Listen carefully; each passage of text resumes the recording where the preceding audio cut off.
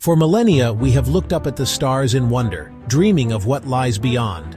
But we have always done so from the safety of our home. A vibrant blue marble, teeming with life, a perfect and precious cradle suspended in the vast, silent emptiness of the cosmos. It is the only home we have ever known. But what if this cradle began to turn against us? Not in a sudden cataclysm, but a slow, creeping sickness.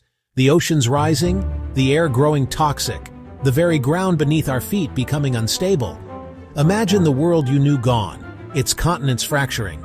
With Earth becoming a memory, a paradise lost, humanity would face its greatest challenge. Where do we go from here?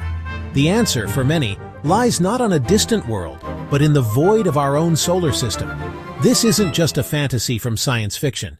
It's a concept that scientists and engineers believe could save humanity: the space colony. Massive rotating stations designed to be permanent homes for thousands. These O'Neill cylinders, miles long, would be built from materials mined from asteroids. Fleets of autonomous robots would perform the dangerous work, smelting metals and 3D printing the components to construct these new worlds. The station's constant, gentle spin is the secret ingredient, creating a centrifugal force that perfectly simulates the familiar pull of Earth's gravity. This means no floating, no bone density loss, just the familiar feeling of ground beneath your feet. Inside, these stations wouldn't be sterile metal corridors, they would be entire ecosystems. Vast curved landscapes with rolling hills, flowing rivers, and sprawling parks, all bathed in simulated sunlight. Entire cities floating among the stars, designed not just for survival, but for humanity to truly thrive. Imagine waking up not to a sunrise, but to simulated daylight filtering across a gracefully curving landscape. This is home, a massive rotating ring in the vastness of space. The station's spin creates a constant, reassuring sense of down, allowing for parks, homes, and bustling walkways that feel almost Earth-like. Yet everything is meticulously planned. Every park is a lung for the station, every home a marvel of compact design. Community is the cornerstone here. Your neighbors are your fellow pioneers, sharing in the grand experiment of off-world living, creating a tight-knit society among the stars. Daily life would be very different in these rotating habitats. Take food, for instance. There are no sprawling fields or seasonal harvests. Instead, sustenance comes from vast, glowing hydroponic bays. Here, under the hum of automated systems, everything from crisp lettuce to protein-rich algae is cultivated with precision. Water is recycled, nutrients are carefully metered, and every calorie is accounted for. This isn't just farming, it's a vital lifeline, a testament to the ingenuity required to thrive so far from Earth's fertile soil, ensuring the colony's self-sufficiency. But step away from the habitat's outer ring, and you enter a different world, the realm of zero gravity. In these central hubs, the familiar rules of physics vanish. Zero gravity means no up or down. This can lead to moments of pure fun, like a father chasing a rogue sandwich, or a child giggling as toothpaste escapes its tube. But it also presents constant challenges. Even drinking water becomes a challenge because it floats away.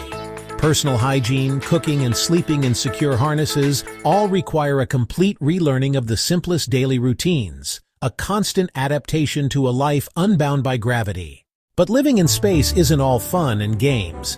It's a constant high-stakes battle against an environment that is fundamentally hostile to human life.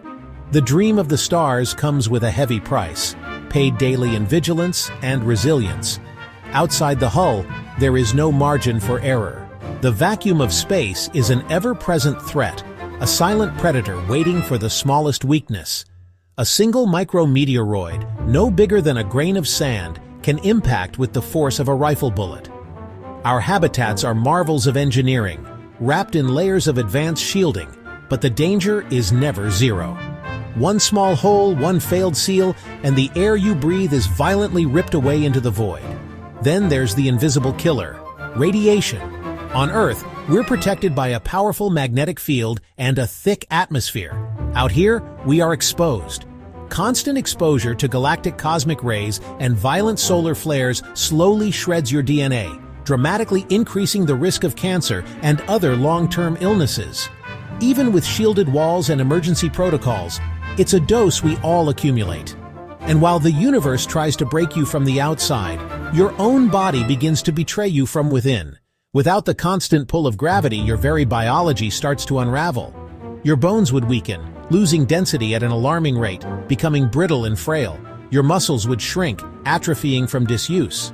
Every day requires hours of grueling exercise on specialized equipment just to trick your body into not falling apart. But the physical toll is only half the story. The psychological strain can be just as corrosive. There's the loneliness. No sunsets, no rain, no blue skies, just the cold, endless perfection of the stars. You are isolated, confined with the same few faces in a closed system millions of miles from everything you've ever known. This immense psychological pressure can fray nerves and forge deep-seated tensions. Every resource is finite. Every drop of water is recycled. Every breath of air is scrubbed and reclaimed. A single critical system failure, in life support, in food production, could spell disaster for everyone. Living here means accepting these challenges as part of your existence, a constant test of human ingenuity and spirit.